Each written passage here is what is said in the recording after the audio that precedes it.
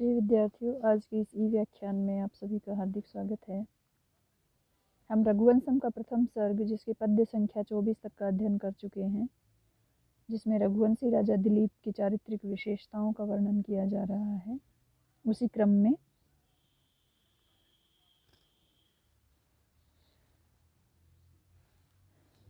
25वां पद्य।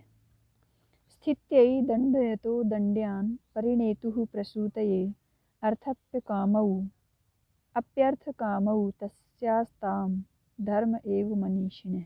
सबसे पहले इसका अन्वय करेंगे। दण्ड्यान् स्थित्यै दण्डयतः प्रसूतये परिणेतुः मनीषिणः तस्य अर्थकामौ अपि धर्म एव आस्ताम्।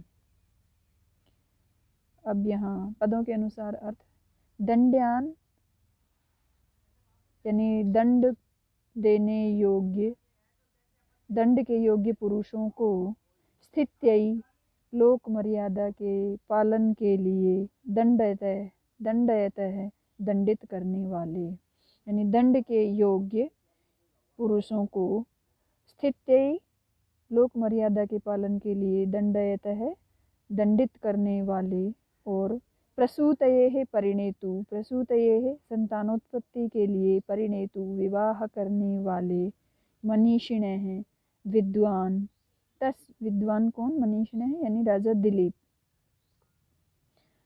तस्य अर्थ कामौ उनके अर्थ और काम, अपि भी धर्म एव आस्ताम धर्म ही थे। पुनः दण्ड्यान् स्थित्यै दण्डयतः प्रसूतये परिणेतुः मनीषिणः। दण्ड्यान् यानी दंड के योग्य पुरुषों को, स्थित्यै यानी दंड के योग्य जो पुरुष थे उनको किस लिए दंड देते थे? लोक मर्यादा के पालन के लिए। तो दण्ड्यान् स्थित्यै दंड के योग्य पुरुषों को लोक मर्यादा पालन के लिए, दण्डयतः दंडित करने वाले, प्रसूतये संतानोत्पत्ति के लिए, परिणेतु विवाह करने वाले, मनीषिणः विद्वान राजा दिलीप कोष्ठक में। तस्य अर्थ कामौ उनके अर्थ और काम, अपि भी धर्म एव आस्ताम धर्म ही थे।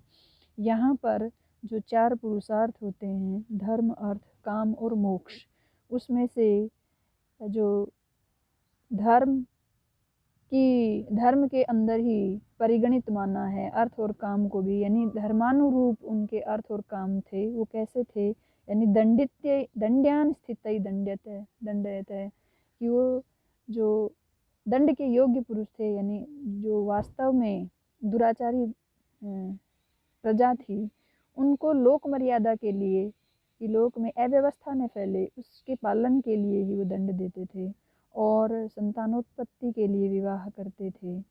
तो इस प्रकार से उनके अर्थ और ये काम, अर्थ की परिगणना हुई दंड के योग्य पुरुषों को लोक मर्यादा पालन के लिए दंड देना, और काम यानी संतानोत्पत्ति के लिए विवाह उत्पन्न करना। तो इनके जो दोनों पुरुषार्थ थे, अर्थ और काम, ये भी धर्मानुरूप ही थे, ये भी धर्म के अंदर ही परिगणित होते थे। तो जो 4 पुरुषार्थ माने हैं, धर्म, अर्थ, काम और मोक्ष, उसमें से इन 2 पुरुषार्थों को भी धर्मानुरूप ही बताया गया है। यहाँ पर जो पद है दण्ड्यान्, दंडम अर्हन्ति इति दण्ड्याः तान् दण्ड्यान्, यानी जो दंड के योग्य हैं उनको।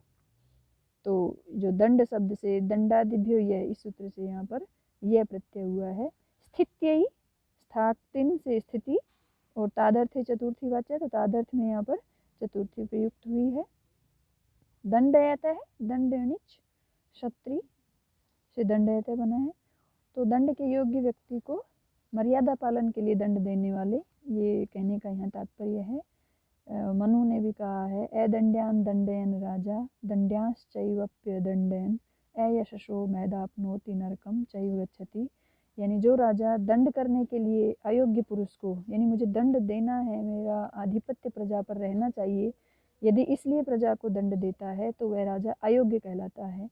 और दंड करने के लिए योग्य पुरुषों को दंड नहीं देता है तो इस लोक में वो राजा अकीर्ति को पाता है और बाद में नरक में जाता है, ऐसा महर्षि मनु का मानना है। लेकिन राजा दिलीप दंड के योग्य पुरुषों को ही दंड देते थे, ऐसा यहाँ पर बताया गया है। तो यथाशक्ति धर्म, अर्थ और काम में धर्म को ही प्रधान माना गया है यहाँ पर, और यहाँ पर इस उद्देश्य से अर्थ काम की प्रधानता के कारण आस्ताम, ये जो पद है द्विवचन में प्रयुक्त हुआ है, और परिसंख्या अलंकार और अनुष्टुप छंद का यहाँ पर प्रयोग किया गया है। अग्रिम पद्य। दुदोह गाम से यज्ञाय सस्याय मघवा दिवम संपद विनिमये नोभौ दधतुर भुवनद्वयम्। अन्वय करेंगे सबसे पहले। से यज्ञाय गाम दुदोह मघवा सस्याय दिवम दुदोह उभौ संपद विनिमयेन भुवनद्वयम् दधतुः। फिर यहाँ पर राजा दिलीप के बारे में ही कहा जा रहा है। से यज्ञाय गाम दुदोह, से यानी उस राजा दिलीप ने यज्ञाय यज्ञ कार्य के लिए पृथ्वी यानी गाम पृथ्वी रूपी गाय का, उस राजा दिलीप ने यज्ञ के लिए पृथ्वी रूपी गाय का दुदोह दोहन किया। यानी पृथ्वी का दोहन किस लिए किया? यज्ञ रूप मान करके पृथ्वी का दोहन किया, यज्ञ करने के लिए पृथ्वी का दोहन किया। मघवा सस्याय दिवम दुदोह, और इंद्र ने, मघवा इंद्र को कहते हैं, इंद्र ने सस्याय यानी धान्य की, दिवम दुदो धान्य की वृद्धि के लिए, दिवम यानी द्युलोक यानी स्वर्गलोक का दोहन किया। इंद्र ने धान्य की वृद्धि के लिए स्वर्गलोक का दोहन किया। उभौ, इस एवं यानी इस तरह से, उभौ ये दोनों, संपद विनिमयन दोनों ने संपत्ति के विनिमय यानी आदान प्रतिदान से, भुवनद्वयम् दधतु दोनों लोकों का पोषण किया। कहने का तात्पर्य है कि दिलीप ने यज्ञ से स्वर्गलोक का और इंद्र ने जल से भूलोक का पोषण किया, ऐसा यहाँ पर कहना चाह रहे हैं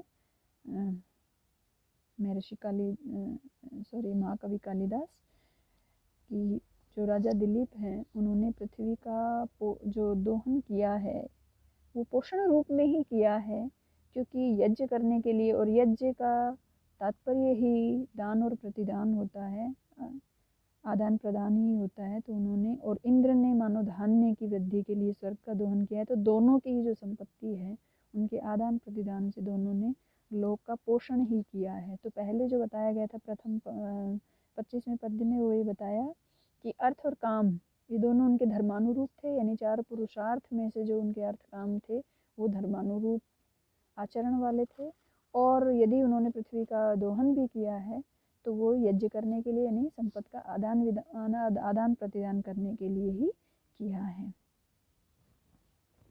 अग्रिम पद्य। न किलानु युक्तस्तस्य राजानो रक्षितुर्यशः व्यावृत्ता यत्परश्वेभ्यः श्रुतौ तस्करता स्थिता। अन्वय करेंगे सबसे पहले।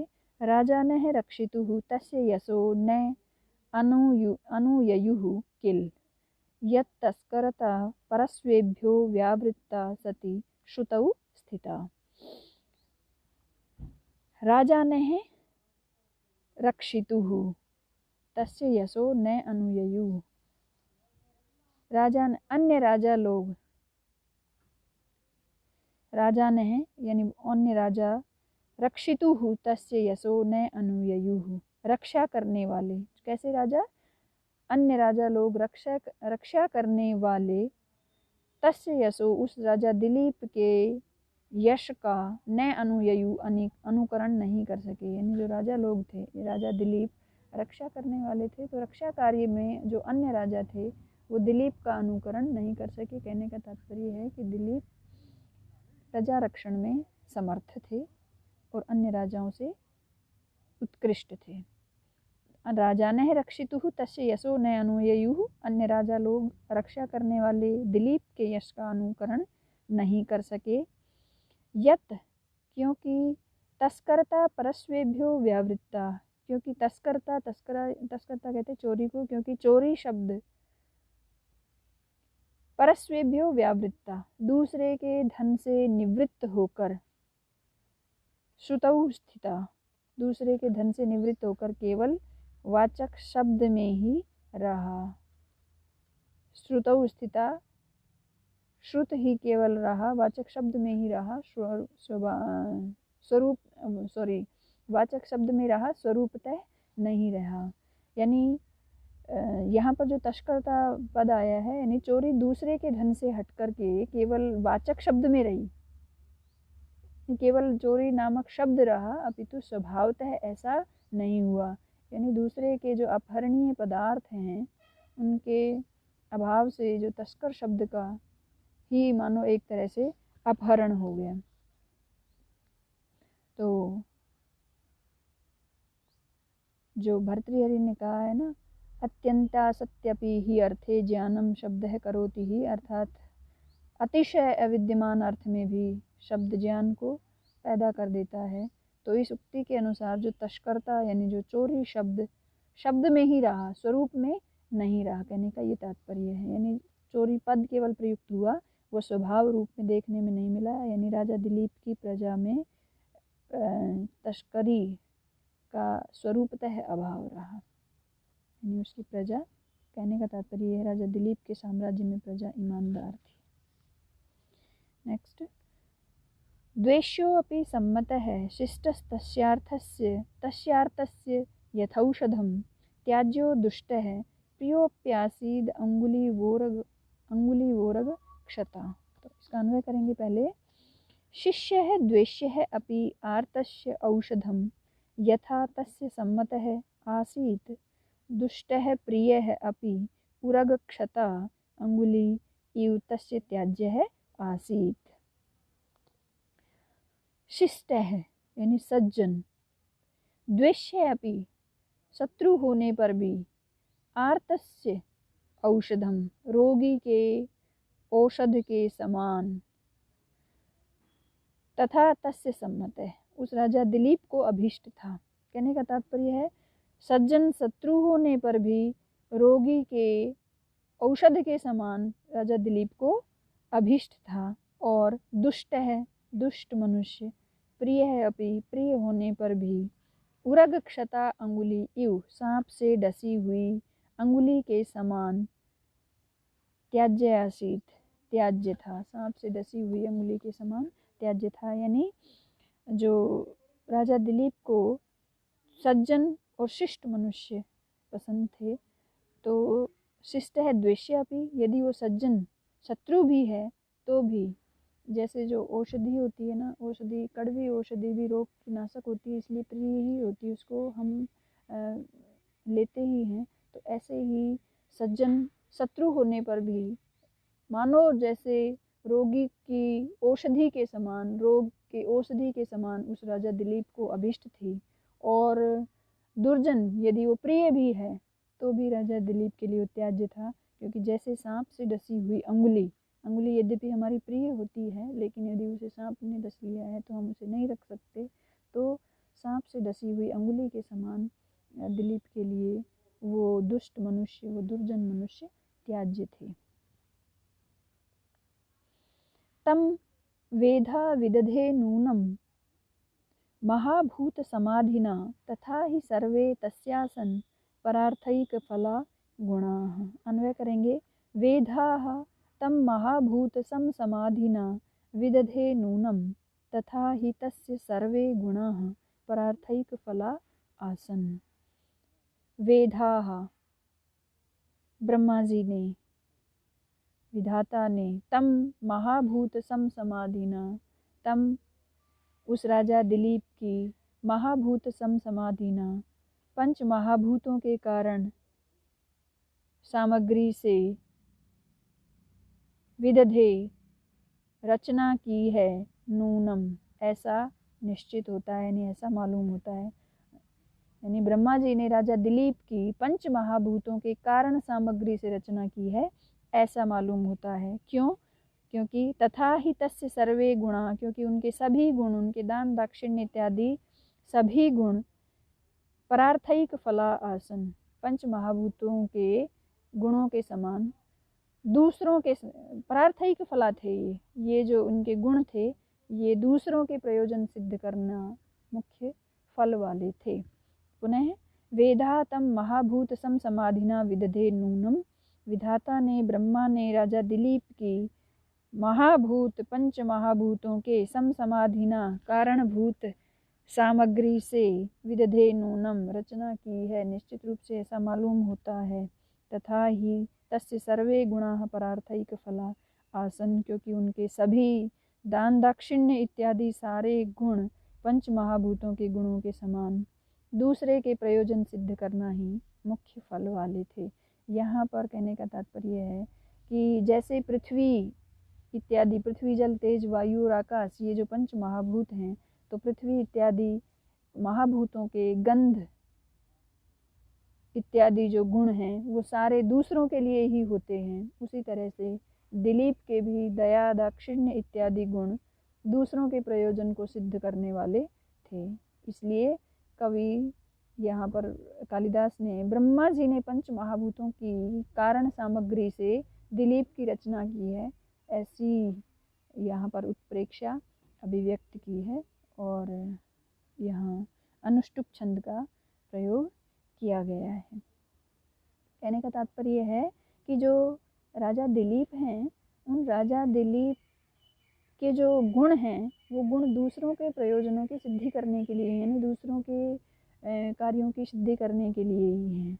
जैसे मानो ऐसा लगता है कि पंच महाभूत के कारण सामग्री से उनकी रचना विधाता ने की है, तो जो पंच महाभूत हैं, पांचों महाभूत पृथ्वी इत्यादि जो पांच महाभूत हैं, उनके जो गुण हैं यानी रूप रस गंध स्पर्श शब्द, ये गुण दूसरों के लिए होते हैं। तो ऐसे ही राजा दिलीप के भी जो गुण थे वो दूसरों के प्रयोजन को सिद्ध करने वाले थे। यहाँ पर जो वेधा पद है, विधा असुन से बना है वेधा, और समाधि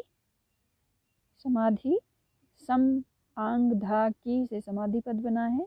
विदधे विधा लिट तय से विदधे पद बना है, और नूनम ये अव्यय पद है, और उत्प्रेक्षा अलंकार का यहाँ पर प्रयोग किया गया है।